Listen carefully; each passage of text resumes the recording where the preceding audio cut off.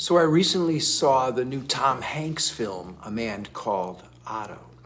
It's the story of a grump named Otto Anderson, who, since losing his wife to cancer a few months earlier, has given up on life and wants to end it once and for all. Otto is miserable.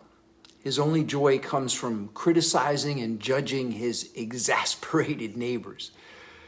Otto tries all sorts of ways to commit suicide, yet each time he manages to bungle something and his attempts are thwarted. Then, when a young immigrant family moves in next door, a friendship slowly begins. A friendship that will change Otto's life and turn things completely around. I admit, I loved the movie.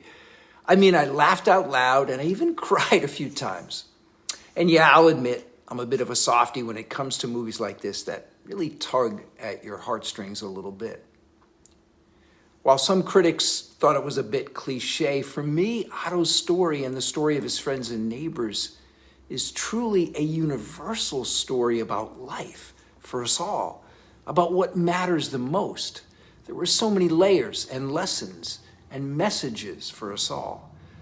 So many things that are relevant for us right now, both as individuals and as a society.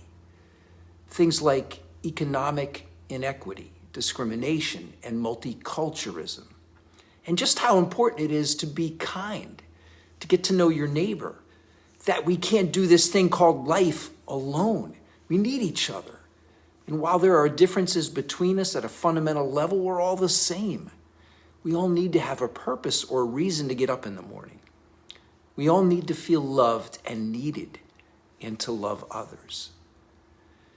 Of course, another even more profound message of A Man Called Otto is good health, or should I say, the lack of it.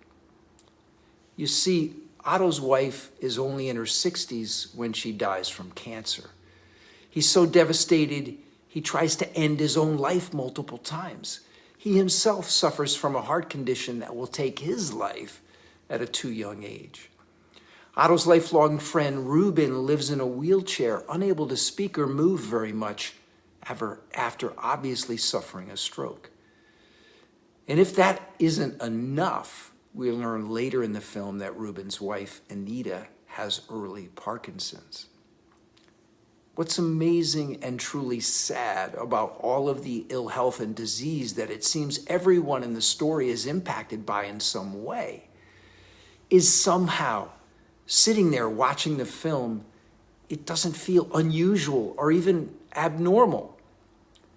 As though we've reached a point as a society where these diseases are what people are supposed to suffer and die from in their mid and late 60s, that it's expected. How crazy is that? And ironic. Watching the film, you grow to love each of these characters. They're all good people, hardworking, sincere, helpful and hopeful, genuine. And your heart breaks as each suffers in some way because of illness and disease. Listen, we'd all agree life is largely a mystery. We don't yet know fully why some get sick and others don't. But there is much we do know.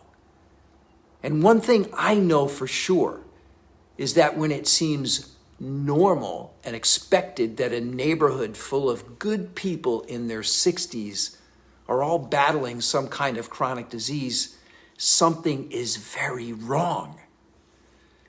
And that is sadly the situation we're in right now as a society, where it seems we've all decided that there's nothing we can do, that it's out of our hands, that it'll be what it'll be, that it's someone else's responsibility. Well, in my opinion, that's complete bullshit. I wrote my book, Age Well and Feel Great, because the science is clear, and my own experience confirms it. Only 20% of our health is determined exclusively by our genes. 80% is due to our lifestyle, the choices we make each day. Food, movement, stress, sleep, purpose, strength, connection, all of it. No, it's not easy to change. Sometimes it's just easier to say it doesn't matter or it's just too late. The thing is, it's never too late. Which is why I want you to look at today and tomorrow as a new opportunity. Don't look back, look ahead. It's a chance to start a small, new habit, one that will lead to the next and the next after that.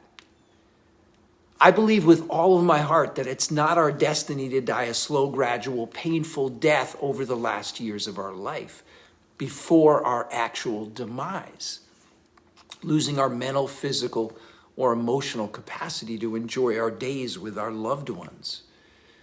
We can do better.